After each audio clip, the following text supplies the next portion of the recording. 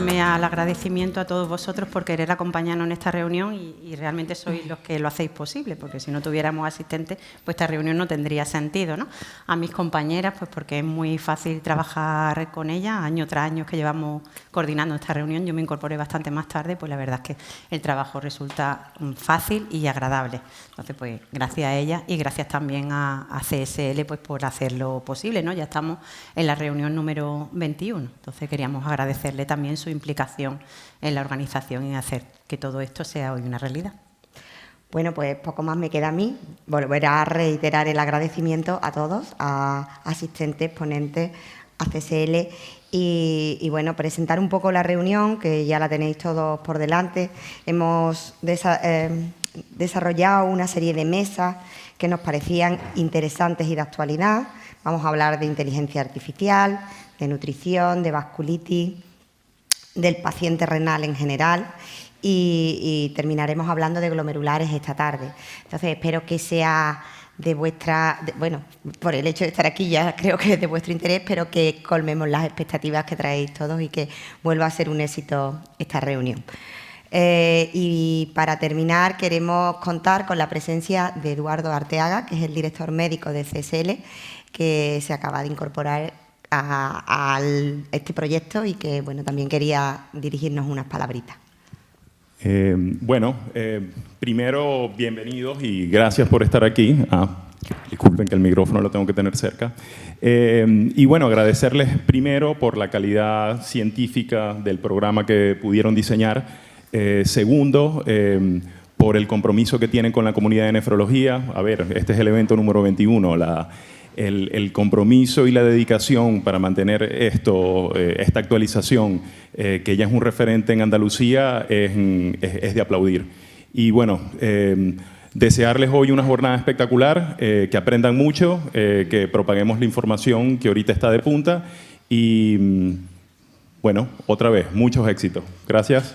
Bueno, vamos a dar comienzo a la reunión. Si os parece, lo que vamos a hacer es empezar con las ponencias y una vez acabe las ponencias tenemos un espacio para discusión que creemos que va a ser así más dinámico, ¿vale?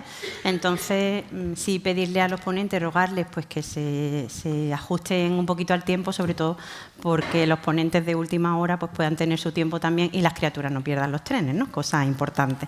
Entonces, vamos a empezar por esta primera mesa. Me pongo las gafas que si no, no puedo leer nada. Y esta primera mesa, nosotros pensamos que era interesante pues abordar algo que ya está siendo una realidad, ¿no? Cómo la inteligencia artificial está transformando la práctica médica desde el diagnóstico precoz hasta la gestión de pacientes crónicos. Y bueno, pues los ponentes que tenemos van a compartir con nosotros experiencias reales que tienen ya, que están manejando sobre la integración de estas tecnologías en entornos clínicos. Entonces, nuestro primer ponente es el doctor Juan Manuel Boades, el jefe de servicio del Hospital Universitario Son Yasser de Mallorca, coordinador de la Estrategia de Enfermedad Renal Crónica en Baleares, doctor en Medicina por la Universidad de Navarra, especialista en nefrología y además fue Premio Nacional de Medicina del siglo XXI en el 2020. Él lidera un proyecto pionero que aplica la inteligencia artificial para la detección precoz de la enfermedad renal crónica. Participa en el grupo de IANO y Big Data de la Sociedad Española de Nefrología y promueve la integración de herramientas digitales en la práctica clínica. Así que nos va a enseñar mucho sobre esto, en las que muchos de los que estamos aquí pues no tenemos muchos conocimientos. Pues nada, muchísimas gracias. Para mí es un placer realmente estar aquí. Yo voy a hablar de inteligencia artificial desde el punto de vista de un clínico, ¿no? Mis conocimientos matemáticos e informática son justitos, ¿no? Pero sí mi interés desde luego en el año 2018 creamos el grupo BigSense. En ese momento hablábamos de Big Data y la inteligencia artificial era como una segunda palabra. Ahora se ha dado la vuelta totalmente y ahora se tendría que llamar de otra forma, ¿no? El grupo BigSense. Ahora yo sigo siendo, Pepe Ibeas es el que lo lidera, pero yo sigo siendo del grupo. Y yo lo que voy a hacer un poquito, un resumen de la situación actual de la inteligencia artificial desde el punto de vista clínico, y voy a empezar por una encuesta que hace el Sevier cada año, en la que va mirando cómo trabajan los médicos en el mundo con respecto a la inteligencia artificial, y se puede ver que desde el año 2024 al 2025, en un año, Del 26% han pasado al 48% los clínicos que utilizan inteligencia artificial. Eso quiere decir que ya prácticamente la mitad o más de lo que estáis aquí seguramente lo estáis utilizando todos los días. Y además el 41% piensa que el que use esas herramientas trabajará mejor y con mejor calidad que el que no las use. Es verdad que la expectativa respecto a la inteligencia entre China, Japón, India y Europa y América hay mucha diferencia. Ellos son mucho más optimistas y la están utilizando mucho más. ¿Y en nefrología qué podemos saber? Pues si me baso en una encuesta que se hizo a nefrólogos de toda Europa, nefrólogos de Nefrocare, de Fresenius Medical Care, que utilicen Euclid y que tienen ya dentro de Euclid una herramienta de inteligencia artificial que utilizan para, por ejemplo, pautar la EPO, se ve que los nefrólogos están total o parcialmente de acuerdo en que sirve para reducir errores y mala praxis, puede servir para mejorar el cuidado personalizado, mucho más personalizado de nuestros pacientes, te puede ayudar a tomar decisiones clínicas más correctas, puede que ese tiempo que ahorres lo puedas dedicar a estar más con el paciente y, de hecho, prácticamente casi el 43% es verdad que todavía no usan herramientas, el 60% más o menos usan algunos más de 3 y la mayoría entre 1 y 2. Quiere decir, a día de hoy la inteligencia artificial es parte de nuestros días y el que no esté ahí pues probablemente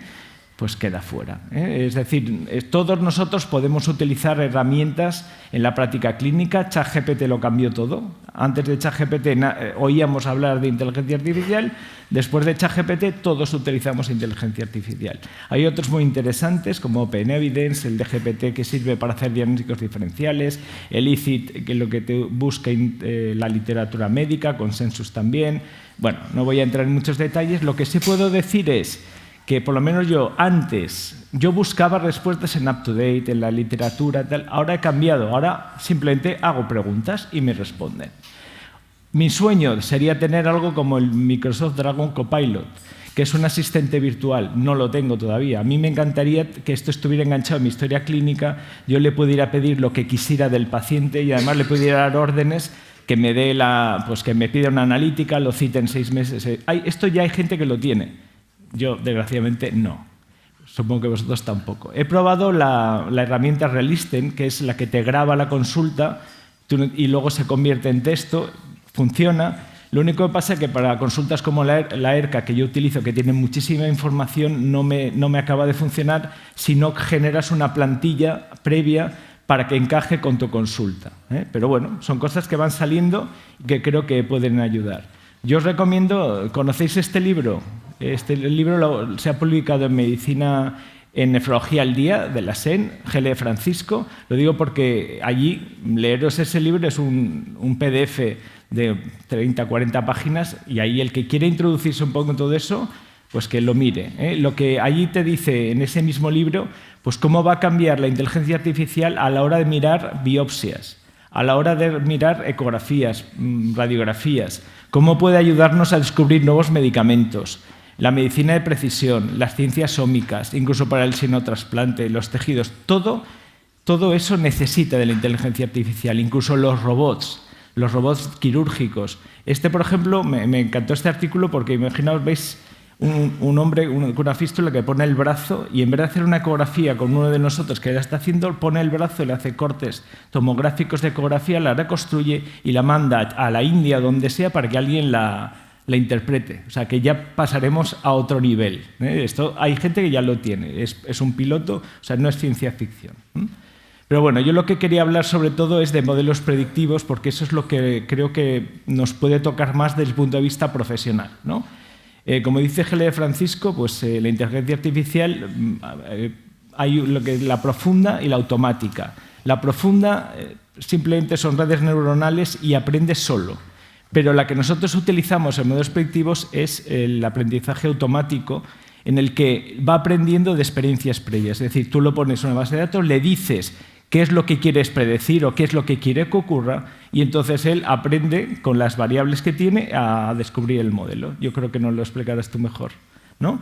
Nosotros, sobre todo el supervisado se utiliza porque les decimos, nosotros que decirles, quiero el riesgo de llegar a diálisis, quiero el riesgo de deterioro de función renal. Bueno, entonces los modelos predictivos nos pueden ayudar mucho porque el saber lo que le va a pasar a un paciente con una cierta probabilidad nos puede ayudar a tomar decisiones distintas y coger caminos distintos. Lo que hace es, o lo que pretendemos con estos modelos es que cojan toda la información de la historia clínica, de los monitores de diálisis, de la tensión, de los wearables, de toda esta información, la utilices para predecir algo, ¿no? Y se puede utilizar tanto en hemodiálisis como en nefrología clínica, como en trasplante, con daño renal agudo. Y la mayoría, o sea, leyendo varios artículos, al final te das cuenta que todos tienen como un patrón parecido, ¿no? La mayoría de proyectos de modelos predictivos requieren la colaboración entre clínicos y informáticos, ingenieros, etc. He puesto en color verde y rojo lo que predomina cada uno, pero lo que hay que hacer es definir una población de estudio. Por ejemplo, pacientes con enfermedad renal crónica en primaria. Definir qué se quiere predecir, el riesgo de progresión de filtrado del 58%. Decidir en qué base de datos o bases de datos vas a sacar toda la información, hay que limpiar los datos, anonimizarlos, transformarlos para que sean inteligibles para los propios modelos, decidir qué variables se van a utilizar, pues utilizar 300, 200 o 4 o 5, lo que tú decidas, y eso lo tenemos que ir trabajando. Es muy importante saber qué vas a hacer con los datos que faltan, ¿no? Decidir qué modelos de Machine Learning son los que más cuadran con esa población y lo que tú quieres predecir. Decidir si se van a combinar varios modelos para mejorar la precisión. Normalmente se utiliza el 70-80% para entrenar el modelo y luego coges el 20-30% restante para comprobarlo. Esa sería la validación interna del modelo. Luego tienes que coger los distintos modelos de inteligencia artificial que has elegido y ver cuál de ellos tiene más precisión. Miras el área bajo la curva, la precisión, la exactitud, hay una serie de elementos. También es muy importante que te definan de todas las variables que has utilizado cuáles han tenido más influencia a la hora de predecir el modelo. Y esto es modelos como SHAP, que quizá no sé si hablarás tú, pero que ayuda mucho. Entonces, si tú ves que de las 300 variables hay 5, las 5 mejores, utilizas el modelo con esas 5 y te sale bien, pues te ahorras utilizar tantas variables y a la hora de aplicarlo a la clínica pues puede ser más fácil. Luego viene una cosa muy importante, que es la validación externa. Es decir, tú lo has validado con tus bases de datos, pero para que eso vaya a algún sitio, tienes que coger ese modelo, cogerlo en otra base de datos y hacer la validación externa. Lo ideal es que sea una población totalmente distinta a la tuya, pero con las mismas variables. Tú te puedes quedar aquí y eso sería un proyecto de investigación, pero lo que realmente valdría es que eso se convierta en un dispositivo médico que se pudiera aplicar a las historias clínicas de nuestros hospitales e incluso se pudiera comercializar para sacar un rendimiento económico que te permitiera seguir investigando en otras cosas, ¿no?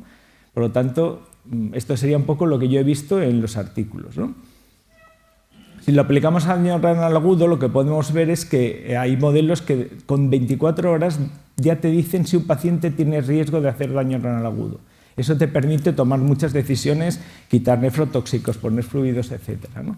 En el mundo de la hemodiálisis, pues también en la diálisis tenemos muchísimos datos en el monitor de diálisis y si los aprovechamos, pues también podemos hacer cosas muy interesantes. Por ejemplo, yo miré en la literatura del 2024 y 2025 todos los artículos que había y la mayoría y lo que buscaban es predecir la hipotensión intradiálisis. Pero había para manejo de anemia, para predecir mortalidad, predecir eventos cardiovasculares, monitorización continua del potasio solo viendo cambios en el electro, prevención de la estenosis de la fístula, predecir el deterioro cognitivo, la fragilidad, el riesgo de astenia postdiálisis, de sangrado, es decir, 1000 cosas, ¿no?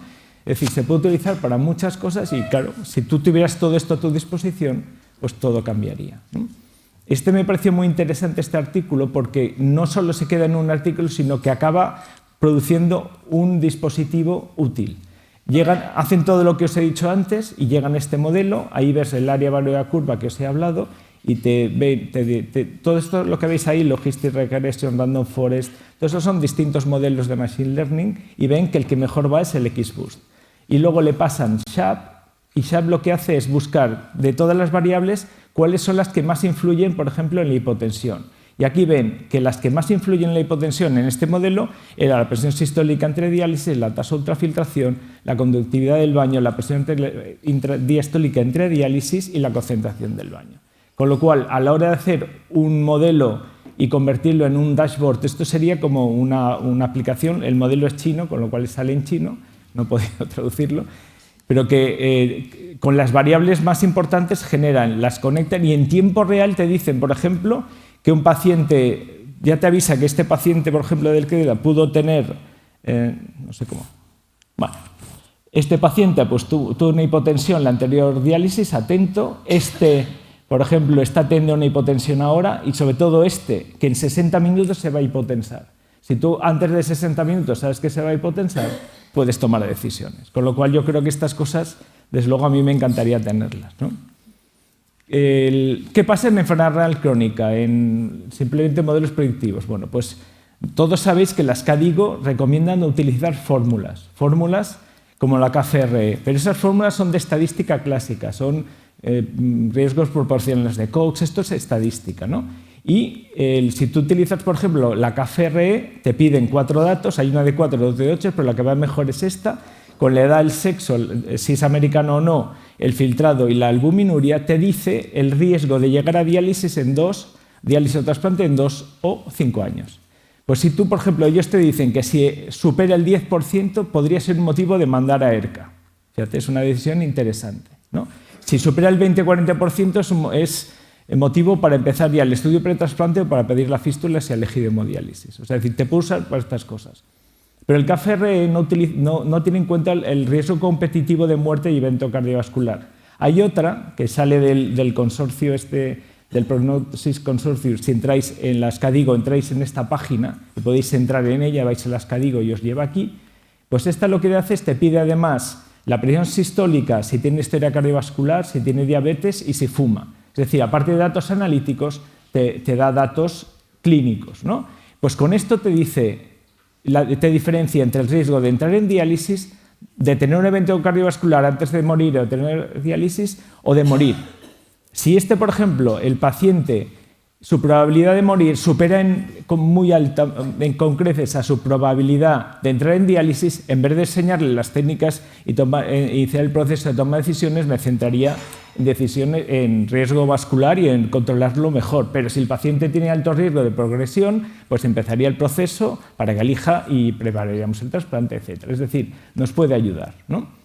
Entonces, pero lo que se ha visto es que, y aquí entramos otra vez en inteligencia artificial, esto es estadística y son unas fórmulas que tú metes los datos. Pero la inteligencia artificial te va a dar un poco más. En primer lugar, los estudios que han comparado KFRE con modelos predictivos de inteligencia artificial han visto que o son no inferiores o la mayoría de veces superiores. Es decir, la capacidad de predicción con inteligencia artificial supera estas fórmulas. Pero otra cosa muy importante es que las fórmulas, si falta un dato, no hay fórmula, no puedes calcular nada. La inteligencia artificial utiliza muchas variables y si falta una pueden utilizar otra. Yo creo que igual lo explicarás mejor tú, pero que esa es una gran ventaja porque hay muchos pacientes a los que por alguna razón no le puedes aplicar una fórmula que te pide unos datos muy concretos, ¿no? Y luego lo ideal sería que tú no tengas que hacer nada, que hagas un dispositivo que capte esa información directamente de la historia y ya te informe a ti directamente sin tener que hacer nada, ¿no?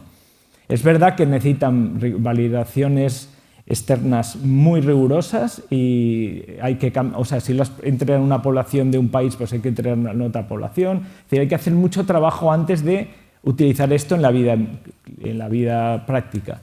Pero bueno, si se trabaja adecuadamente, pues yo creo que puede ir bien, ¿no?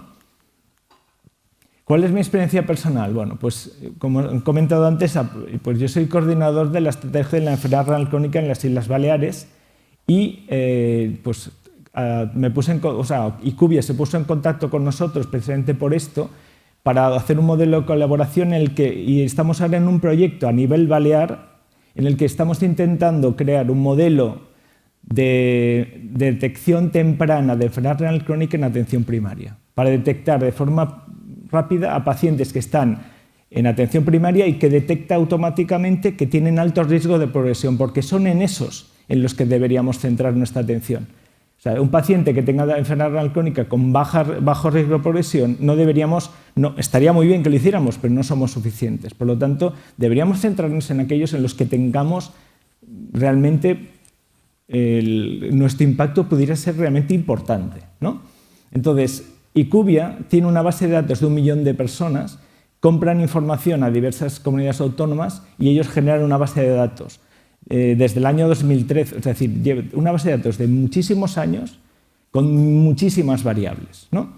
Ese es el poder que tienen ellos. Compran datos y generan una base de datos que la trabajan, la anonimizan, ya la tienen perfectamente todo. Y sobre esa pueden hacer modelos, ¿no? Pues en esta base de datos buscaron una serie de pacientes mayores de 60 años que tuvieran al menos 7 valores de filtrado glomerular separados de 8 años.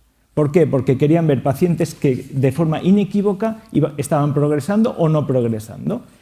Vale, pues sobre esto encontraron a 857 pacientes que cumplían esos criterios y sobre eso hicieron comparaciones del filtrado antes y después. Y eso salía unas 16.083 eventos que son cambios de filtrado.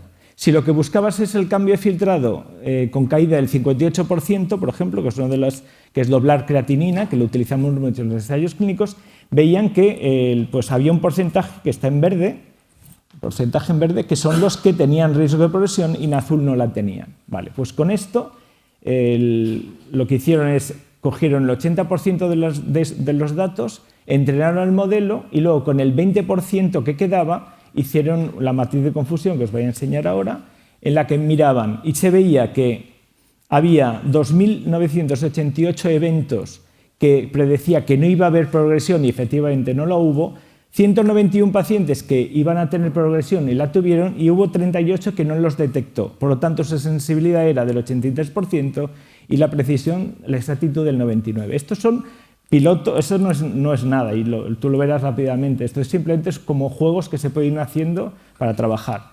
Pero así aplicaron SHAP y vieron cuáles eran las variables que más influían. Y si cogían las 5 primeras, que era el peso, presión sistólica, diastólica, urato, pielonefritis, en este modelo en concreto, pues mejoraba la sensibilidad al 96% manteniendo la exactitud. ¿De acuerdo? Todo esto, ya digo, son cosas que puedes ir jugando como tú sueles hacer habitualmente.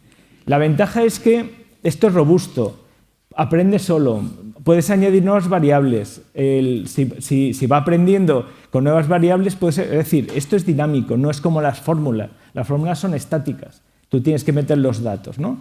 Puedes modificar, aquí hicimos lo mismo, en vez de 58 bajamos al filtrado, caída del 50, del 40, del 30 o del 25 y la exactitud pues era muy parecida. Es decir, son distintas cosas que hacéis pues, los ingenieros, ¿no? Entonces, ahora el proyecto, ¿cuál es? En Baleares, en toda la base de datos de atención primaria, vamos a hacer un proyecto de investigación que sea la validación externa del modelo que IQVIA hizo en su base de datos. Es decir, ellos hicieron el modelo en su base de datos, vamos a cogerlo en Baleares y vamos a hacer la validación externa. Es muy probable que nos encontremos que variables no coinciden, haya que hacer varios pases, varios reentrenamientos, ¿vale? Y el segundo punto es que queremos que eso se convierta en un dispositivo médico con marca CE y que lo podamos aplicar a los pacientes de atención primaria de nuestra comunidad, incluso si fuera necesario comercializar el producto, que sería la segunda fase.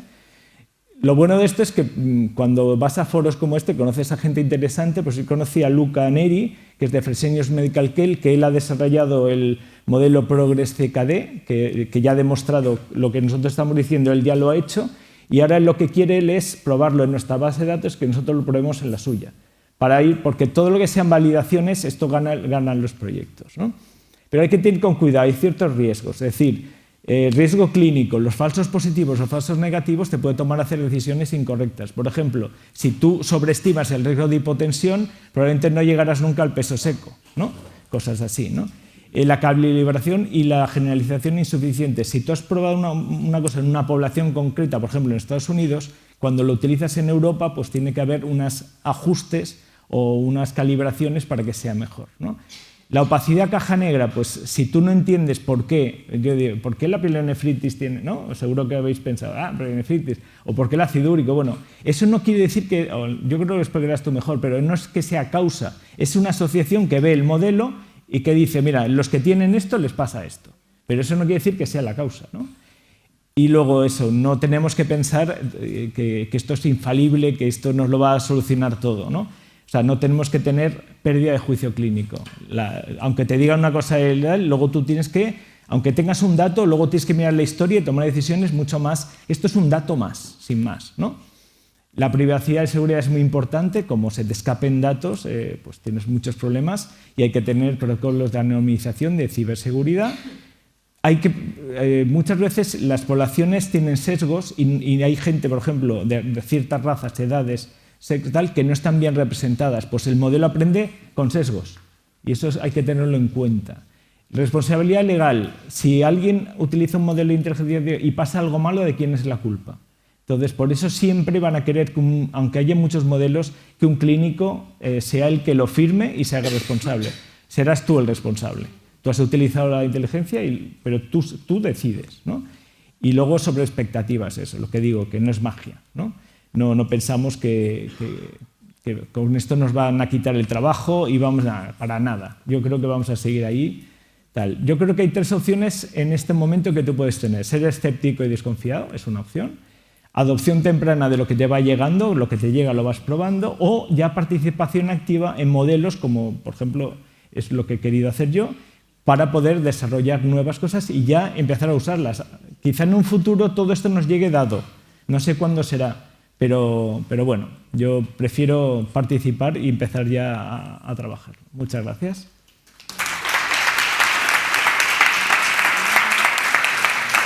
Muchas gracias, Juan. Cuanto menos, no digo inquietante, pero sí grandes expectativas. Vamos a dejarlo ahí. Bueno, la siguiente ponente es Marta Cuaresma. Ella es ingeniera biomédica, trabaja en la unidad de innovación y de gestión de datos del Hospital Macarena. Tenemos la suerte de que colabora con nosotros en muchos proyectos clínicos y algunos de investigación también, y es investigadora en el Instituto de Biomédicos de Sevilla, en el IBIS.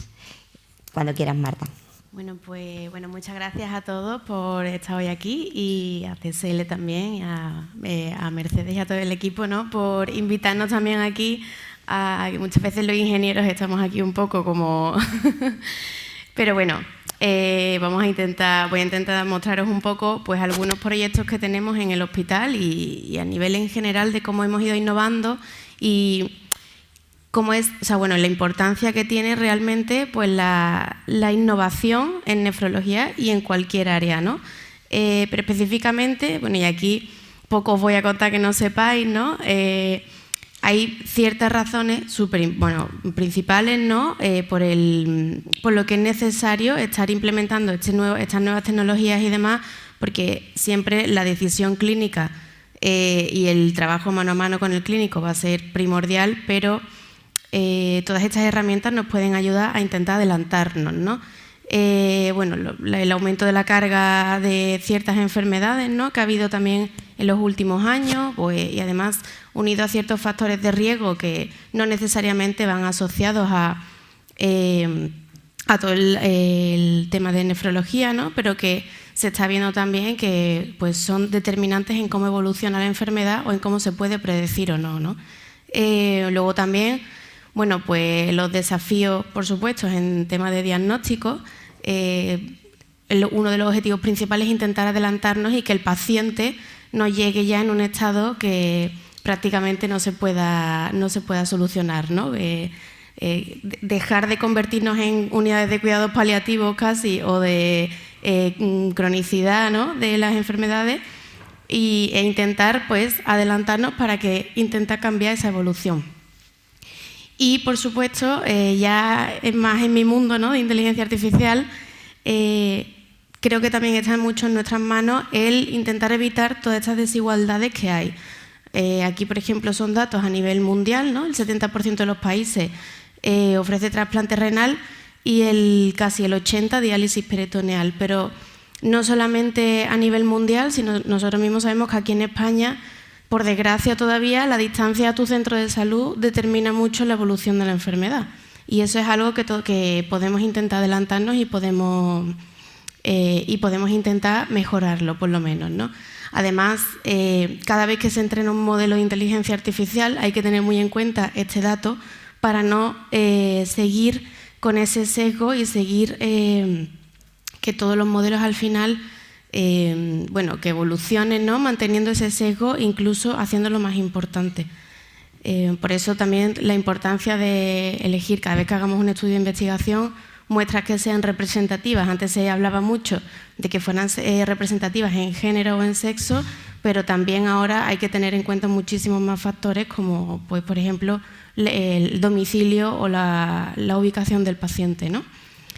Y bueno, un poco así ya para meternos en el tema, realmente dónde se puede innovar, ¿no? En el paciente. Desde que entra por urgencia realmente, incluyendo sistemas de ayuda de la decisión en el triaje de urgencias, que empiecen ya a hacer una buena recomendación y un buen cribado de ese tipo de pacientes, ¿no? De cómo pueden ir avanzando, siguiendo por todo el diagnóstico, el tratamiento, ¿no? La cantidad de sistemas que hay que utilizan inteligencia artificial o cualquier sistema de digitalización, ¿no? De seguimiento y demás del paciente.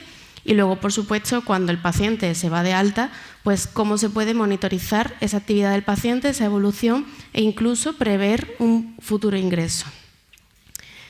Bueno, y ya en general en el hospital, pues tenemos tanto de la parte del paciente, pues sistemas que nos ayudan con el cuidado y el seguimiento, asistentes médicos y chatbots, ¿no? O algunas formas de darle información al paciente, que también es muy importante.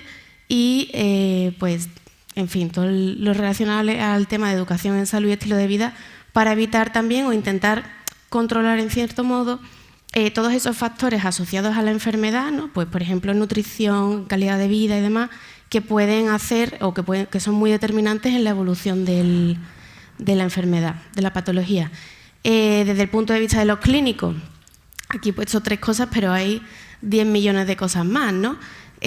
Análisis de la literatura médica, como ha comentado también antes el compañero.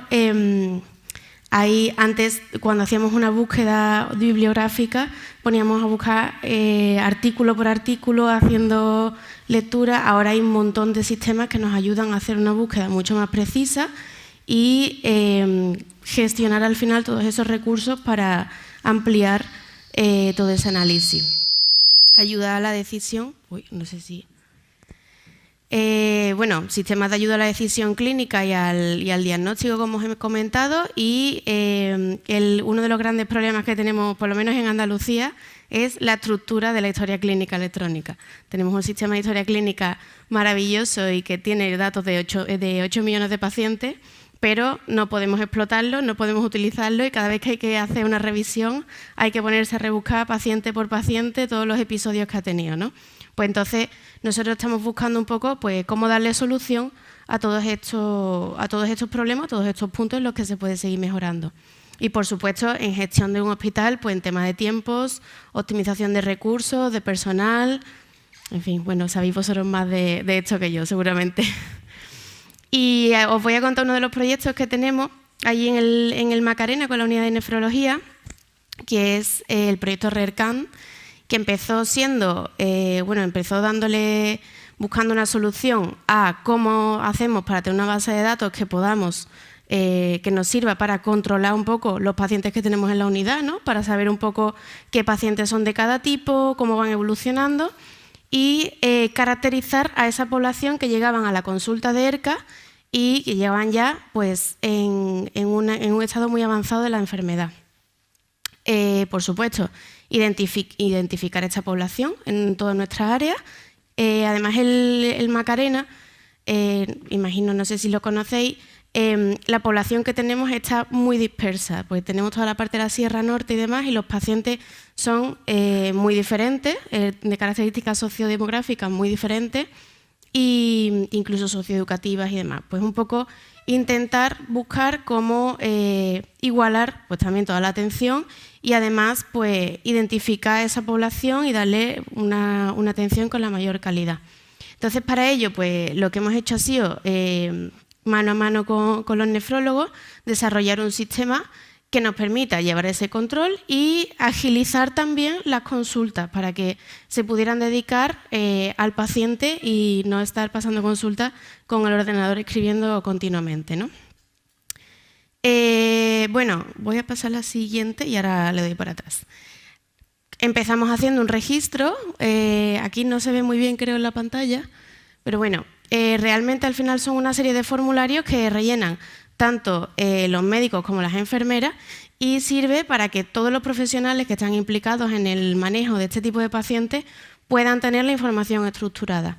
De hecho, ha llegado a un punto, al principio empezó siendo como algo, vamos a recoger ciertas variables, vamos a tener la información y además que vamos a intentar que sea compatible con otros sistemas de recogida de datos a nivel nacional, ¿no? Como el proyecto Cercanos, ¿no? De la Sociedad Española de Nefrología y demás. Entonces, empezamos a recoger variables y hemos llegado ya a un punto de hacer, es una hoja, un formulario que va evolucionando en función de las necesidades del servicio y realmente ahora mismo están pasando consultas con este formulario. Este además permite, a base de clics, ir generando el perfil completo del paciente y con un clic aparece un texto que pueden copiar y pegar en la historia clínica para que la historia clínica también quede registrado, que al final es la máxima.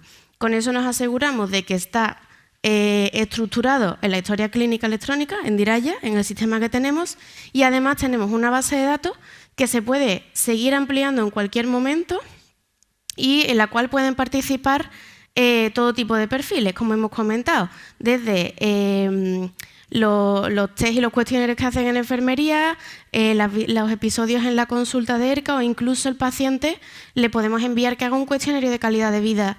Le mandamos el enlace y lo hace desde casa y nos puede llegar la información.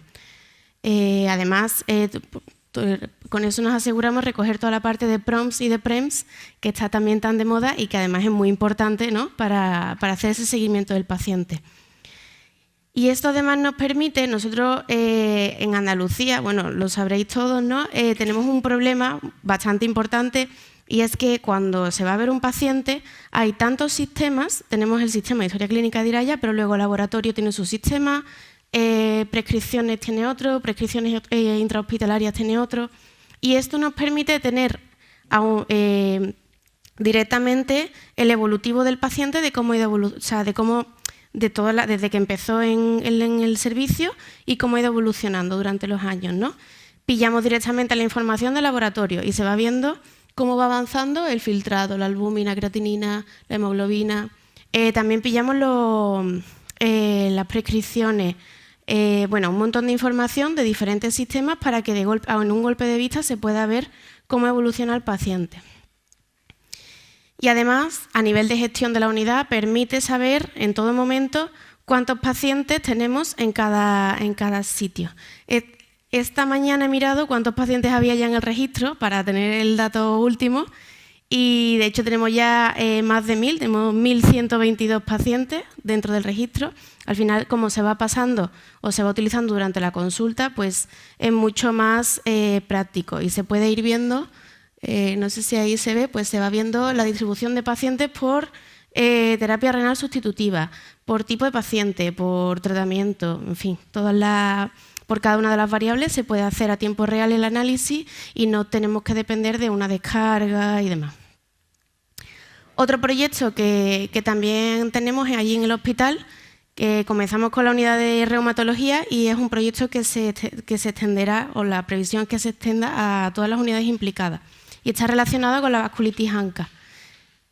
Aquí nos comentaban también que uno de los problemas que tenían era la identificación de los pacientes o identificación temprana de los pacientes y el crear un perfil del propio paciente, porque al final es un paciente que va rotando por un montón de unidades hasta que se le da un diagnóstico claro y querían un poco pues, ver si había alguna variable que nos diera una pista para poder adelantarnos, ¿no?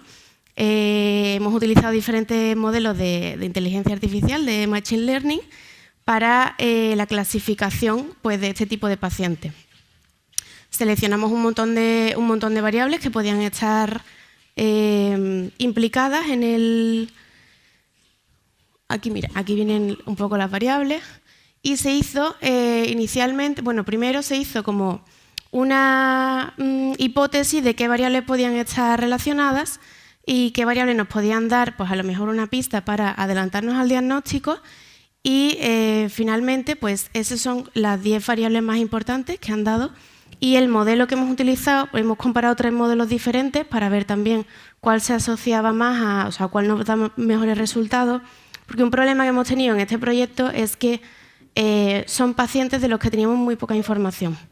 Aunque eran pacientes que estaban dentro del sistema y demás, como se diagnostican ya muy tarde, pues no se le han hecho las pruebas necesarias, datos de laboratorio no tenían pues hechas ni las peticiones ni nada, entonces pues ha sido bastante complejo. El modelo que mejor resultado nos dio fue uno que se llama Random Forest, que es la línea verde que veis ahí, y hay un parámetro que se mide, que es el área bajo la curva, pues con diferencia nos daba bastante muy buenos resultados. Además, la matriz que tenéis a la derecha es los falsos positivos, falsos negativos y demás, y salían también bastante buenos datos en comparación con, o sea, teniendo en cuenta la poca información que teníamos, ¿no? Estos pacientes lo que hicimos fue compararlos con 2 grupos control, con pacientes con lupus eritematoso sistémico y con pacientes de arteritis de células gigantes. Y bueno, la verdad es que han salido unos datos muy buenos de tema de... Hay ciertos valores que sí intuíamos que iban a dar mucha relación, como es, por ejemplo, el valor de la PCR o del USG, pero hay otros que, por ejemplo, que nos han sorprendido, como el tema de la medicación, si están tomando corticosteroides y otras medicaciones, mórficos y demás, y la edad o la cantidad de ingresos que han tenido esos pacientes. Con eso lo que estamos haciendo es definir un árbol de decisión para que lo tengan las diferentes especialidades y que puedan identificar a los pacientes, digamos, con antelación. Es decir, una guía, ¿no? O una serie de condiciones que, si se dan esas condiciones, pues el sistema te recomiende, oye, pues quizá le puedes hacer el MPA a este paciente porque puede ser que salga positivo.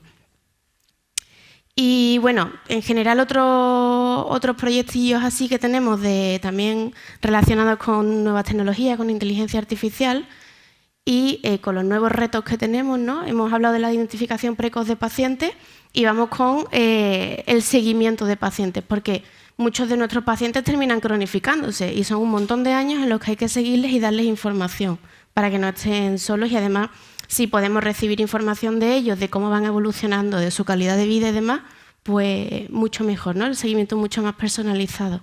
Nosotros tenemos también sistemas de aplicaciones móviles y demás para los pacientes, que en el momento desde su casa pues te rellenan un cuestionario de calidad de vida o de síntomas y demás, y los puedes ir viendo a tiempo real, incluso cruzándolo con la última analítica que le hicieron en atención primaria, por ejemplo. Y estamos desarrollando chatbots porque nos dimos cuenta de que los pacientes le dábamos mucha información y que realmente al final terminaban siempre preguntando las mismas cosas a los clínicos y llegaban a la consulta con la lista de preguntitas ya escritas. Entonces, lo que hemos hecho ha sido, con la interfaz de WhatsApp, crear un chatbot que nosotros tenemos totalmente limitado a que solamente responda sobre la información que le proporcionan los clínicos que nos han pasado, sobre guías oficiales de la patología, igual también validadas por los clínicos, y además podemos incluir pues, información de todo tipo, ¿no? De nutrición, de hábitos de vida saludable, información relacionada específica de la enfermedad o de si van a tener algún tratamiento, pues del tratamiento. Además, es gracioso porque si le preguntas cualquier otra cosa, por ejemplo, ¿qué tiempo va a hacer mañana en Córdoba? Te dice, no, lo siento, pero yo solamente te puedo responder sobre diálisis peritoneal o sobre ERCA, ¿no? Y también lo tenemos asociado a otros sistemas del hospital. Ahora hay uno que permite a los pacientes, digamos, poner un formulario en la web y escribir si tienen alguna duda o alguna pregunta relacionada con las pruebas o con los tratamientos y demás, y le llega directamente a la administrativa de la planta. Entonces, el sistema detecta si hay alguna pregunta relacionada, pues por ejemplo, aquí nos dice, tengo un problema con mi cita la semana que viene. Directamente le da el enlace al formulario para que pueda contactar con la administrativa. Y ya a gran escala, como comentaba al principio, lo que estamos haciendo es también buscando técnicas de análisis de datos avanzados, porque no nos sirve de nada conocer cómo son los pacientes de vasculitis ANCA si no conocemos su entorno y si no conocemos cómo le afecta o cómo puede ser determinante en su evolución.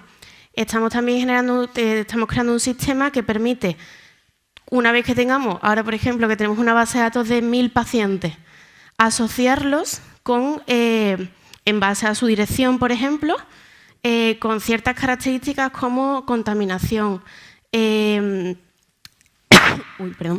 Tenemos aquí, pues eso, asocia temas de, hay un montón de bases de datos de contaminación del entorno y demás, e incluso datos socioeconómicos procedentes del Instituto Nacional de Estadística, que realmente son datos que están ahí en abierto y que se pueden utilizar, simplemente hay que tener el sistema que nos permita darle al botón para utilizarlos, ¿no? Pues entonces estamos un poco montando ese sistema. La idea es que nos ayude pues, a generar igual modelos predictivos y tener en cuenta cómo afecta a nuestros pacientes pues, características como la distancia al centro de salud, al hospital o el nivel socioeducativo que tenga. Y por último, ya para terminar, y hablando de la importancia de los datos, ¿no?, que hemos comentado también antes, estamos creando una red de centros de investigación, hospitales, industrias, asociaciones de pacientes por toda España, y lo que vamos a hacer es desarrollar una serie de herramientas y ponerlas a disposición de todos esos centros para poder desarrollar estudios multicéntricos.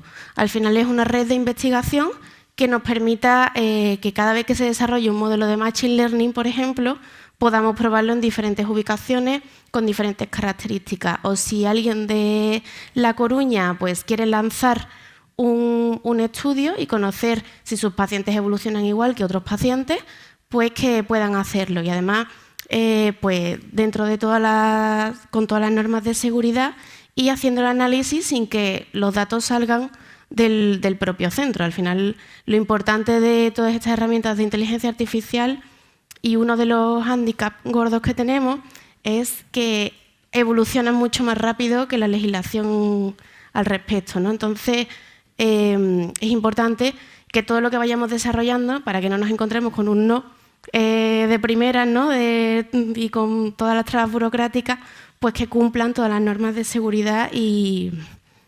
que vayan alineados con la estrategia de la Unión Europea. Y bueno, eso es todo. Espero que haya sido interesante. Muchas gracias, Marta. Siéntate con nosotros aquí para... ¿Cuánto tiempo tenemos? Que no tengo el reloj. ¿Para discusión? Media hora. Bueno, aquí podemos estar tranquilamente. Sí, sí. ¿Se anima alguien del público a hacer alguna pregunta? Luis. Agradecer a los ponentes, por supuesto, su interesante charla, ¿vale? Una de las cosas que me preocupa a mí, es una pregunta que le voy a hacer al doctor Juan Manuel Badet. ¿Cómo encaja todo esto con la nefrología verde? Con la preocupación por la sostenibilidad medioambiental. Mal, ¿no? Mal porque cada vez que utilizamos inteligencia artificial gastamos una cantidad de energía tremenda, ¿no? Entonces, es verdad, es un problema. Uno de los problemas que va a venir, entiendo yo, es cómo conseguir esa energía para poder utilizar tanta inteligencia artificial. El otro día leía que están algunos pensando en mandar pues, satélites que capten energía solar para que esa energía la utilicen para poder utilizar toda la inteligencia artificial. Es verdad que no cuadra nada, salvo que apliquemos inteligencia artificial para mejorar la sostenibilidad de la diálisis, etcétera. Entonces podríamos intentar compensarlo. Pero de entrada la pregunta es muy, muy importante, muy preocupante, realmente, porque todo esto que estamos diciendo, creo, gasta muchísima energía, ¿no? Muchísimo. Yo creo que es importante también a nivel estructural de todas esas, pues por ejemplo, nosotros cada vez que utilizamos el ChatGPT te están mandando una consulta a la otra punta del mundo para que la procesen y te devuelvan una respuesta, ¿no? Si podemos intentar a nivel de infraestructura, optimizar un poco todo ese gasto, que no es que vaya en avión, pero bueno, genera también muchísimo, casi como si fuera en avión. Entonces, algo se puede ir haciendo, pero es verdad que es complicado y es un reto bastante importante a corto plazo.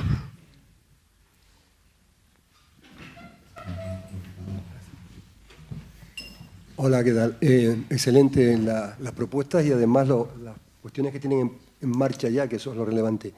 Una pregunta para cada uno. Juan Manuel, en esos modelos que tú propones o en esas, digamos, estrategias para detección del paciente a riesgo para evitar consultas innecesarias, bueno, pues retrasos en otros que sí son una población de riesgo, en los modelos estos siempre, digamos, tiene más relevancia la analítica, el filtrado. Y comentábamos siempre que un filtrado de 20 o de 15 no es el mismo para todos. Si eres diabético y frágil vas a ir peor, y si eres un glomerular, una membranosa, vas a ir más lento. Entonces, en el modelo que propones, y entiendo que llegando al nivel de atención primaria, que es diferente, pero tenéis en cuenta, o la herramienta tendrá en cuenta ese tipo de variables más allá de las analíticas, porque la analítica al final yo siempre lo veo como algo que te ayuda, pero yo al paciente le digo, mira, olvídese del filtrado. ¿Cómo se encuentra? ¿Tiene edema? ¿Se cansa? ¿Come bien? O sea, porque la nutrición es adecuada. Entonces, ¿eso lo contempláis en ese tipo de herramientas? Sí. Antes que contestar, te voy a decir una cosa curiosa que me pasó. O sea, cuando IQVIA me presentó el modelo y lo presentamos al grupo de trabajo de atención primaria de la estrategia y nos empezó a mostrar los primeros resultados, ellos habían incluido la creatinina en el modelo. Entonces, la precisión era el 100%. Y yo decían, es que esto es impresionante. Y, hombre, entonces, claro, por error, o sea, por desconocimiento y porque yo en ese momento todavía no tenía muy claro y no entendía muy bien toda esta historia, le dije, quitar la creatinina, pero la quitaron del todo y no pusieron la basal y aún así les salía. Ojo, quiere decir que el modelo trabaja sin albuminuria ni sin creatinina y también trabaja. Es decir, que tú puedes utilizar esto incluso para buscar enfermedad renal oculta. Oculta de aquello, es decir, si tú detectas un paciente de alto riesgo de progresión de enfermedad renal que ni siquiera te medida la función renal, puedes mandar una alerta para que se llame ese paciente y se le mida, ¿no? Entonces, sí que, claro, a ver, a mí me cuesta, tú lo entenderás mucho más claro que yo, cómo piensa el Machine Learning, ¿no? Pero básicamente no te está diciendo que esa variable sea causal, ¿no? Que linfocitos o ácido úrico. No, te está diciendo que él ve que a los que tienen este ácido úrico y tal progresan más. Ya está. Entonces, pero te puede decir cuáles influyen más. Entonces, claro, tú puedes empezar con 300 y pico variables y luego jugar, pues quitar unas, poner otras, ¿no? Es más interesante incluso más que ver una variable concreta, ver qué relaciones entre variables hay. Pues, por ejemplo, es que justo antes de que aumente el filtrado, pues es que a mí me vais a perdonar porque no soy clínico y me pierdo, ¿no? Pero igual sube el ácido úrico. O tiene una prueba de azúcar que también le ha salido con un valor que no es alarmante, nadie le ha echado cuenta porque no es alarmante, pero es alto. Entonces, es muy interesante. Nosotros ahora, por ejemplo, estamos empezando otro proyecto en el que lo que queremos es, se llama PreverCap, que es intentar prevenir la enfermedad crónica, o sea, la enfermedad renal crónica avanzada, ¿no? El ERCA. Entonces, lo que vamos a hacer es, aprovechando que tenemos tantos datos de pacientes ya de la consulta de ERCA, analizar esos datos también antes de que llegaran a la consulta. ¿Cómo era ese paciente antes de que llegara a la consulta? Antes de que tuviera el pico en las analíticas, ¿no? ¿Qué datos teníamos? Nos vamos a dar cuenta que teníamos muy pocos datos, pero bueno, eso también es un resultado. Y de los datos que tenemos, ¿qué es lo que ha hecho que desencadene ese paciente? Te sirve para compararlos con pacientes sanos o con pacientes que no la han desarrollado todavía y utilizarlos, ¿no? el resto como control. Sobre todo también ayuda a la organización de recursos, ¿no? Porque anoche hablábamos del paciente con un filtrado inferior a 30 que ya te llega a la consulta ERCA, que elige tratamiento conservador. Nosotros en la elección, en estos datos que tenemos recogidos, 1 de cada 3 elige tratamiento conservador. Son muchos. Si realmente estamos pensando, tenemos que organizar el tratamiento conservador. Habrá que darle una vuelta, porque evidentemente estamos gastando muchos recursos en esos pacientes. Entonces, también comentábamos nosotros que muchos de esos pacientes al final no llegaban a lo que es realmente tratamiento conservador, porque se morían de otra cosa sin que el filtrado hubiera progresado. Entonces, ahí, por ejemplo, sería muy interesante poder decir, este modelo me predice que este paciente se vaya a primaria y ya si hace falta que vuelva, ¿no? Entonces, todo este tipo de modelos predictivos es muy importante para también optimizar los recursos de que disponemos, que es decir, tampoco... Tú puedes hacerlo en atención primaria y ver evolución de filtrado o albuminuria, o ya puedes añadir o incluir o solo estudiar evento de llegada a diálisis, muerte por causa renal, es decir, por no dializar, o evento cardiovascular o muerte. Es decir, tú puedes combinar distintos como hacen en los ensayos clínicos. Claro, por ejemplo, el proyecto que estamos hablando es para primaria, para que en el monitor del paciente, cuando le llegue la analítica, verá un filtrado, verá un cociente albúmina creatina, podrá hacer una gráfica para verlo, está muy bien, pero lo que me gustaría es que ahí mismo ya le dijera el riesgo de progresión a enfermedad renal crónica es del 6%, o sea que ya te viniera, tal cual tú estás entrando en el paciente, y además que eso lo ligaras a un sistema inteligente de algoritmos que le dijera, y tiene indicación de remisión a primaria, o tiene indicación de usar ISGLT2, es decir, que tú ligues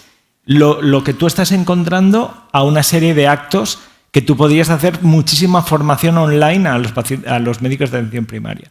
Y luego en ERCA, claro, las fórmulas que os he enseñado del consorcio, que eran para filtrado menos de 30, yo ya las he empezado a utilizar para esto. Es decir, ¿qué pasa? Que tengo que meter los datos yo y me da el resultado, pero cuando intuitivamente tú ya veías que ese paciente era así, pero al verlo dices, te atreves más, ¿no?, a tomar una decisión un poco más valiente. Es decir, este paciente en un filtrado de 23, su riesgo de llegar a diálisis en 2 años, porque tiene 85, es del 5%, el riesgo de muerte es el 40%, no le voy a pasar por la desgracia de que pienses que tenga que elegir diálisis o conservador, porque es un sufrimiento que le vas a añadir. Pues ese por ahora no se lo voy a explicar. Si la siguiente vez me llega a 18 y la siguiente a 13, pues cambiaré de opinión, pero de entrada no.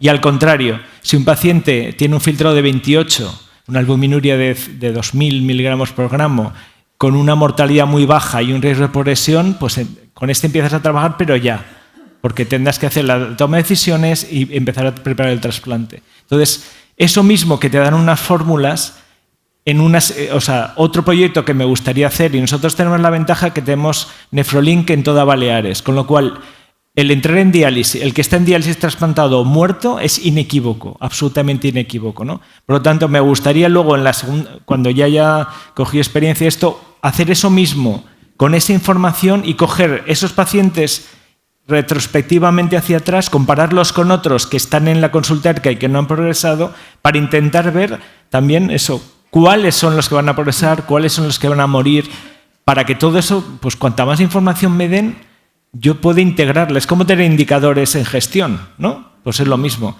Tú puedes gestionar sin datos, intuitivamente o tal. Otra cosa que podría decirme alguien, no, es que los que tenemos mucha experiencia adivinamos, ya sabemos lo que va a pasar. Vale, pues hasta esto han probado. Es decir, Luca Neri, el que os he explicado de Fresenius Medical Care, en su proyecto del consortium CKD, el Progress CKD, la que él ha desarrollado, comparaba, hacía preguntas a nefrólogos expertos sobre el riesgo de llegar a diálisis y realmente había, pues si los nefrólogos acertaban una área bajo la curva de 0,7, el modelo 0,9, ¿me entiendes? Es decir, que sí, que la experiencia los que sabemos también adivinamos, ¿no? Pero eso te da un plus más, y además, para mí, lo que yo noto es que me refuerza mi actitud.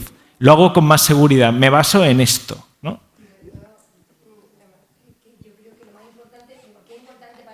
Pero es que tú estás hablando de algo del proyecto que es súper interesante para atención primaria. Nosotros no podemos trabajar con todos los pacientes que tienen enfermedad renal crónica, ni podemos ni debemos, porque si estamos con un paciente de 90 años, con un filtrado de 23 que no va a progresar, le estamos quitando tiempo a un chaval de 40 años que, por desgracia, necesita que te tires con él 15 horas. O sea, es que es optimizar los recursos. Yo creo que es súper interesante. Oye, muchas gracias a los dos.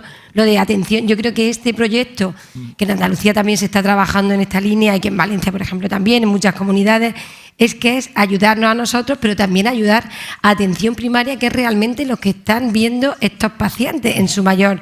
O sea, nosotros vemos lo de enfermedad renal crónica, pero vemos una porción muy, muy pequeña. Cuando se va a hacer las estadísticas, vamos al laboratorio a ver cuántos tienen enfermedad renal. Es que hay tanta población que no la podemos atender. Es súper útil para seleccionar los que se van a beneficiar de venir al nefrólogo. Y luego, una vez en nefro, a quién tenemos que dedicar más o menos atención. Yo creo que es súper interesante, de verdad. Que incluso le podéis hacer seguimiento a los pacientes una vez que le dais el alta ya, digamos, de la consulta del especialista. Total. Y siguen en primaria, pero que podáis tener un seguimiento para adelantaros a decir, oye, pues es que están empeorando de pronto. Mándamelo de nuevo porque ha habido un cambio, ¿no? O sea, que es súper interesante. Hay una cosa en todas estas estrategias, o sea, que esto, vamos, lo que estás contando es lo que todos deseamos, ¿no? Tener esa ayuda. Pero en todos los protocolos de screening, a ver, a nivel nacional, los screening de enfermedad están los de cribado de cáncer de mama, cribado de colon,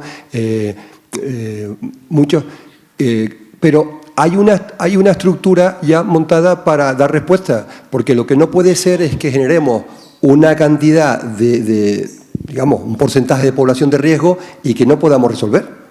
Porque, no sé vosotros, pero en Canarias que la dinámica de primaria con todo el mundo se le hace microalbuminuria, depende del área, pero tú has dicho una cosa importante, según tu área sanitaria tienes una población o unos centros de primaria con mucha rotación de médicos, todo lo que sea herramientas que estén ya consolidadas pues puede permitir que aunque cambie el médico, pero generan una cantidad de pacientes a evaluar o a riesgo que no podemos absorber, o sea que esto se tiene que acompañar de estructuras de gestión de recursos para que eso tenga respuesta en tiempo y forma, porque ya, pero si no... yo creo que utilizar este tipo de sistemas te permite poner eso encima de la mesa. Ya, claro. Porque nosotros hablamos de la prevalencia de enfermedad renal crónica y nos sentamos con la administración y, bueno, el cáncer de mama le importa mucho porque lo tienen como muy aquí, el cáncer de colon, pero la enfermedad renal ya sabemos todos la experiencia.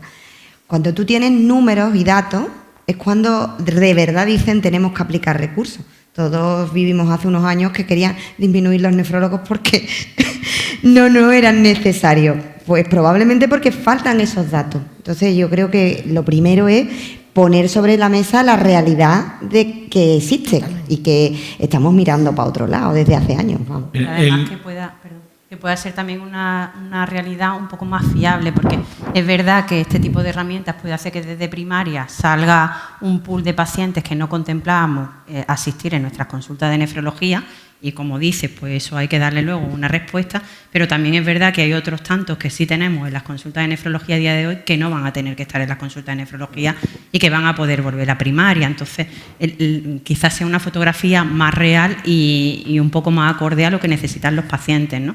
Porque estamos hartos de ver pacientes en consulta que tú dices, ¿por qué lo tengo aquí? Pero lo tengo aquí y lo tengo que atender. Y luego lo derivo a través de primaria, pero mañana tengo otro. Entonces, yo creo que sí. Alejandro. No sé si veis reticencias vosotros entre el colectivo médico a que esta realidad, que ya es una realidad, se implemente, eso que decía de yo con mi juicio clínico me basta, o si nos ve animados a recibir todo este tipo de herramientas. Pues no lo sé. ¿Cómo la nos verdad ve? es que en las encuestas del Sevier, que lo hace cada año, había un porcentaje todavía muy alto de escépticos. Muy alto. Pero es verdad que de año en año, pues del año pasado se dobló, 26 al 46.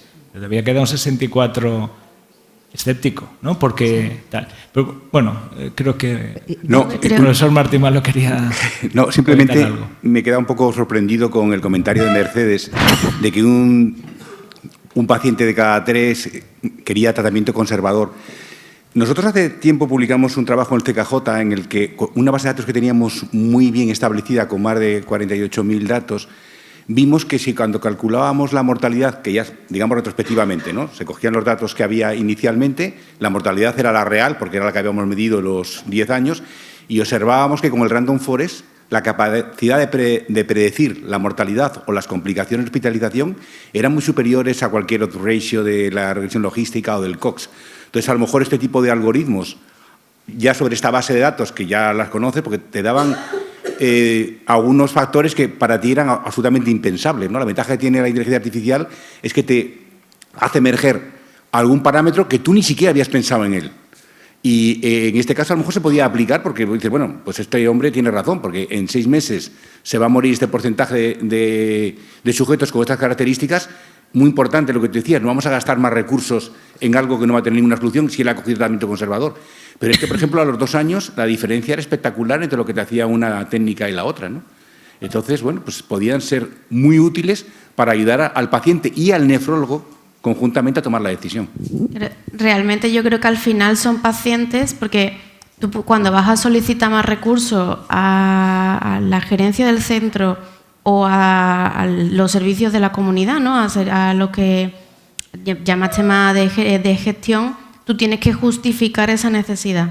Entonces, si tú llegas y dices, bueno, es que la población en general en Andalucía está envejeciendo muchísimo y yo sé que mi población de pacientes se va a duplicar de aquí a 2 o 3 años, pero necesitas datos para poder decirle, pues mira, hemos detectado que el incremento es este, vamos a intentar adelantarnos o vamos a intentar, pues eso, como decía Mercedes, pues al final te permite gestionar o prever y poder organizar tus recursos tal y como lo tiene, porque llegaban a terminar llegando y además en un estado mucho más grave que... Bueno, yo creo que lo que ha pasado realmente en los últimos años, ese dato que sorprende, ¿no?, de 1/3, es que desde primaria el abuelo que antes estaba en la consulta de primaria con 1 de creatinina y que nadie te enviaba, ahora le aplicamos el CKD-EPI y te lo plantan en la puerta y le han dicho a la familia que lo tienen que dializar. Entonces, al final, pues claro, el crecimiento de ERCA ha sido en los últimos años y en relación con esto, ¿no? Y crece mucho, sí, ha crecido, pero yo creo que lo que más ha crecido dentro de ERCA es este perfil de paciente. Entonces, este perfil de paciente que empezamos hace unos años diciendo el tratamiento conservador lo tenemos que llevar nosotros y tal, pues ahora quizás hay que darle una vuelta. Y, por supuesto, estoy de acuerdo que aplicar algún tipo de fórmulas pues sería perfectamente útil tanto para el paciente como para el nefrólogo, porque aparte en esos pacientes se emplea mucho tiempo de enfermería, en explicar técnicas que no van a llegar, la angustia que le creas a la familia. Entonces, hacer ese filtro, como tú estás diciendo, Alejandro, de entrada, aplicando ya estos conocimientos que tenemos, pues sería bastante interesante. Una cosa que no podemos olvidar, cuando hacemos el proceso de toma y ayuda de decisiones, hay una parte que es informativa, otra de buscar valores y otra deliberativa. Y en la informativa tú deberías pedir permiso al paciente si quieres saber pronóstico y si quieres saber los datos. Y eso está muy bien, pero cuando llegas y dices, ¿y ahora qué le cuento? ¿No? Es decir, ¿cuál es su riesgo de morir? ¿Cuál es su riesgo de llegar a diálisis? Claro, yo hasta ahora tenía algún dato del registro REIN que podía, pero ¿cómo que le iba a informar? Entonces, claro, según lo que tú le informes, se elegirá más conservador o no.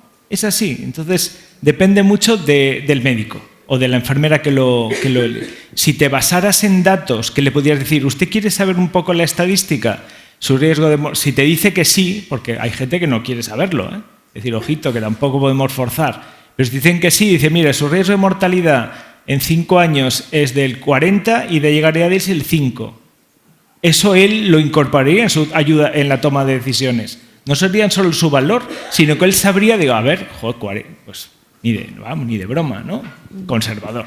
O al revés, ¿no? O dice, me da igual, yo no me quiero morir ni de broma. Si con el 5, pues yo me sigo de, ¿no? ¿Va a hablar?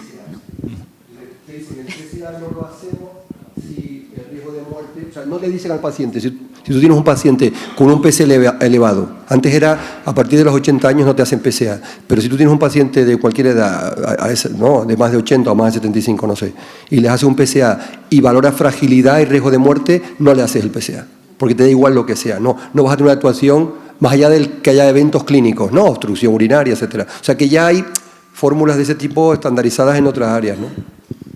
Hay que tener en cuenta también, yo creo, que muchos de los indicadores y las fórmulas que tenemos, por ejemplo, nosotros estuvimos haciendo hace tiempo estudios con el CAFRI y nos daban algunos valores un poco raros.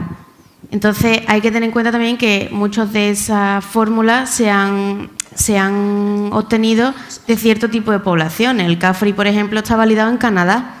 Y es cierto que no hay tampoco muchísima variación, a lo mejor cultural o de hábitos de vida con la población de aquí, pero siempre hay algo que al final determina, y ahí es donde entra también ese, o bien que vayan evolucionando los indicadores o que los adaptemos aquí, y luego también vuestro sexto sentido, ¿no?, que decíamos, que dices que a lo mejor el sistema me está recomendando una cosa, pero yo estoy valorando también, o sea, yo lo veo aquí en persona al paciente y digo, mira, mejor vamos a optar por aquí o vamos a cambiar el... Solo una cosilla, en el último número de nefrología sale un artículo de la validación multicéntrica de KFR en España, por el grupo de Montomoli y de Canarias, ¿no?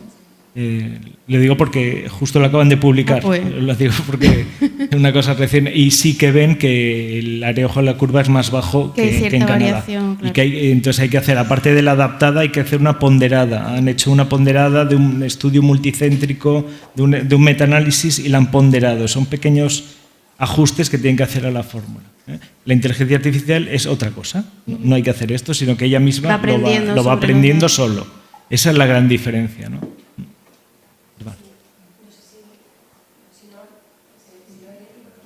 Que quería comentar que sobre la inteligencia artificial, además, y lo del comentario anterior, no solamente en toma de decisiones de pacientes, de medializo, no medializo, progreso, no progreso, que me parece súper interesante poder decirle al paciente el riesgo que va a correr usted en los próximos 5 años, porque hay mucha gente que te lo pregunta y dice, pero vamos a ver, yo voy a llegar a diálisis, hombre, tienes delante un paciente de 40 años que te lo hacen y dice, mire usted, va a llegar, sí, seguro. Pero hay muchas cosas que no podemos predecirle al paciente. Y no solo en riesgo, estamos hablando muy centrados, ¿no?, bueno, en el cálculo de función renal, pero y en toma de decisiones sobre fármacos. O sea, por ejemplo, obesidad. O sea, ¿cuántos pacientes tenemos en la consulta obesos que tienen un fármaco que hoy por hoy tienen que pagar? O sea, esto se ha acabado el paternalismo con los pacientes, no con todos. Pero hay pacientes que si tú pesas 100 kilos y tienes un IMC de 40, o tú adelgazas, o no es que te vayas a morir por la enfermedad renal, es que te vas a morir de otra cosa. Entonces yo creo que también nos va a dar una herramienta más para armarnos frente a esos pacientes de, bueno, sí, pero es que yo llevo así tanto. No, mire usted, es que por fumar, por tener un IMC de 40 y tal, se puede usted morir. O sea, hay una herramienta hoy, un fármaco fuera que le va a ayudar a usted a perder peso, que hay muchos pacientes que no pueden, no se pueden operar, pero tiene usted que pagarlo. Entonces, a la hora de este tipo de decisiones, yo creo que es súper útil y que implica al paciente, o sea, dándole esta información que da la inteligencia artificial, te permite, habrá por supuesto pacientes que no, pero tenemos muchos pacientes, y más nuestros pacientes que son crónicos, pues estamos ahora centrados en el final de la enfermedad, ¿no?, enfermedad renal crónica o qué paciente va a llegar a diálisis, pero y una vasculitis, luego hablaremos de IgA, de vasculitis, cómo van a progresar, cómo nos van a ayudar en esas patologías a la hora de tomar la decisión de qué fármaco o de qué tratamiento es más adecuado para cada paciente, individualizando. Yo creo que son... no solo eso, es decir, mi idea sería, es decir, si tú tienes que un paciente en primaria es clasificado con alto riesgo de progresión y tiene obesidad, pactar con farmacia del IPSALU que ese paciente por esa fórmula lo tiene financiado. Esto es lo que tenemos que buscar también, es decir, que nos den, o sea, que tú le digas al farmacéutico, basándome en este modelo predictivo, este paciente obeso, aunque no cumple los criterios de financiación, por este motivo podría entrar. Y eso habría que pactarlo con... Va a ser mucho más coste efectivo, sobre todo para el paciente y para la sanidad pública. Claro. Pero no a todos, sino que decir que es una forma de tranquilizar a la farmacia. Te lo voy a poner en los del riesgo tanto y pactas ese riesgo, ¿no?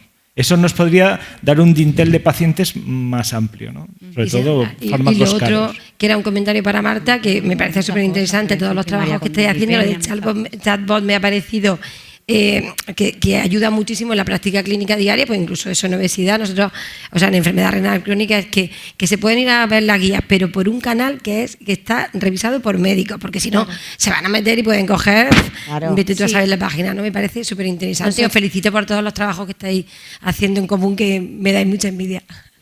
Bueno, la verdad es que es una suerte contar con un equipo de gente como ella, gente joven y con ganas. Entonces, es verdad que tiran ellos de nosotros.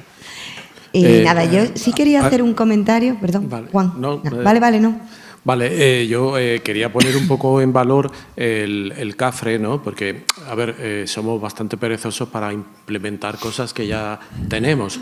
Está bien que hay que ampliar y meter más datos y todo eso va a ser una fuente de beneficios para predecir el desarrollo de enfermedad renal, pero bueno, ya tenemos una herramienta validada, el propio TAGRI, que es el que creó la fórmula, tiene hecho un metaanálisis donde a 2 y a 5 años tiene una predicción del 90%. Solo utiliza 4 parámetros que se ha comprobado que van igual de bien que cuando se implementa la ampliada de 8, son 4 parámetros. Bueno, la albuminuria no es tan fácil que la tengamos, pero es fácil. Y yo creo que tenemos que dejar esa pereza y empezar ya por ahí, implementar en primaria, porque tiene unos criterios, independientemente de que haya que adaptarlo a la población nuestra, importante. Y lo que comentas de meter muchos datos y tal, a mí me parece interesante, más que en ver progresión de enfermedad renal, que también me lo parece, en pacientes con función renal y albuminuria normal como factor predictivo precoz, como un biomarcador precoz de enfermedad renal, porque yo creo que hay que actuar ahí en la causa más que en la consecuencia. Y si de esas bases de datos y ese análisis sale pues un predictor que haga prever que va a desarrollar enfermedad renal, que va a caer el filtrado, yo creo que es donde tenemos que llegar sí o sí. Yo creo que tienes toda la razón. Para mí utilizar esas fórmulas que las estoy utilizando me anima todavía más a buscar las de inteligencia artificial, porque las KFR es un día, es verdad que la ventaja es que eso puede salir automático, al lado del filtrado podría salir del KFR automático. Eso es una cosa que voy a intentar y creo que mucha gente lo va a intentar, algunos ya lo tienen, ¿no? Que ya te salga, ¿no? Pero el otro, el que tiene modelos clínicos, o sea, tiene valores clínicos, pues lo tienes que sacar de la historia, ¿no? Pero es decir, que el utilizarlos hace que luego quieras más. Porque empiezas a darte cuenta que es trabajar con los que ya tenemos, que son bastante buenos, ¿no? Tanto el KFR como el modelo un poco más de enfermedad renal crónica avanzada, ¿no? Y a mí precisamente usarlos me está dando más ideas de cómo luego hacerlo de otra forma, ¿no? Pero yo creo efectivamente deberíamos empezar a usarlo, ¿no? Por lo que he comentado. Usarlo en primaria. Sí.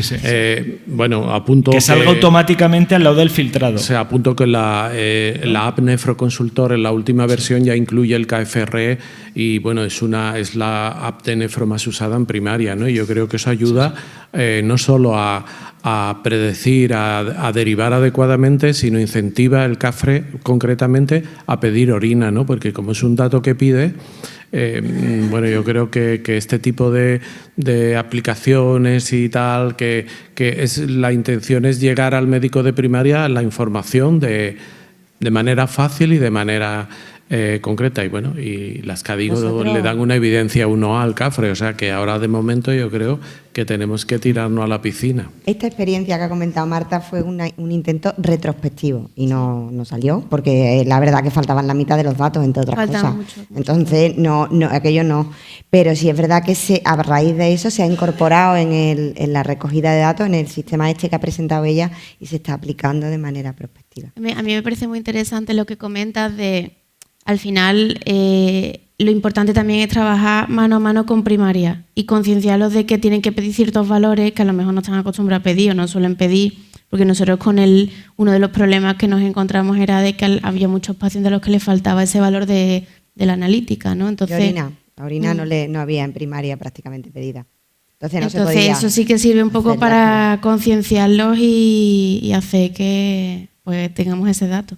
Desde el Ministerio que van a salir pronto el documento de consenso de cronicidad en la que tal, y ahí se va a definir claramente a quién hay que hacer screening. Lo digo porque eso también lo tendremos que trabajar, ¿no? Es decir, habrá una serie de población que habrá que buscar y hacer screening, habrá que hacer filtrado y albuminuria. Y eso nos ayudará luego a tener más datos, ¿no? Bueno, pues muchísimas gracias a todos por la participación. La verdad es que yo quería hacer un apunte, pero bueno, ya se nos ha venido el tiempo. Muchas gracias a los ponentes. Creo que esto va más rápido de lo que nos creemos, porque, bueno, si miramos... Yo me acuerdo de una reunión que fui que hablaban cuánto tiempo tardó en extenderse la radio, la televisión fue la mitad, Facebook nada, WhatsApp nada, y esto cuando nos demos cuenta lo tenemos a la puerta de la esquina. Lo que pasa que sí es verdad, y es una cosa que simplemente la digo así, uno de los problemas más importantes que nos encontramos es que nosotros, y esto va muy rápido, pero la legislación y la protección de datos, etcétera, etcétera, nos va cortando continuamente. Nosotros el trabajo que hacemos lo hacemos todo como unidad de investigación y como proyectos de investigación, porque como proyectos clínicos, como tal, están todavía muy limitados. Y bueno, ya está. Cuando nos demos cuenta dentro de 2 años vendremos aquí a contar que estamos utilizándolo. Seguro que sí. Muchas gracias a todos y seguimos.